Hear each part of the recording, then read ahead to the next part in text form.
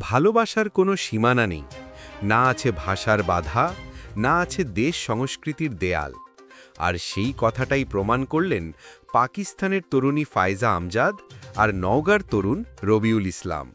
রাশিয়ায় পড়াশুনো করতে গিয়ে একদিন তাদের পরিচয় হয়। প্রথমে বন্ধুত্ব, তারপর ধীরে ধীরে জন্ম নেয় ভালোবাসা। রবিউল বলেন, প্রথমে বন্ধুর মতো ছিলাম, পরে বুঝলাম ওকে ছাড়া থাকতে পারি না। ফায়জা বলেন, ওই আমার জীবনসঙ্গী।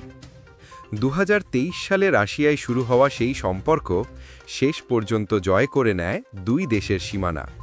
গত 22 অগস্ট পাকিস্তানে তাদের বিয়ে হয়, আর ভালোবাসার টানে ফায়জা চলে আসেন বাংলাদেশে। ফায়জা বলেন, বাংলাদেশে এসে খুব ভালো লাগছে। রবিউলের পরিবার আমাকে মেয়ের মতোই গ্রহণ করেছে। প্রিয় দর্শক, ভালোবাসা যখন সত্যি হয় তখন কোনো সীমান্তই বাধা হতে পারে না। যদি আপনিও বিশ্বাস করেন লাভ হ্যাজ নো বর্ডার, তাহলে কমেন্ট করুন হৃদয়। আর এমন বাস্তব ভালোবাসার গল্প জানতে লাইক দিন, শেয়ার করুন আর সাবস্ক্রাইব করুন।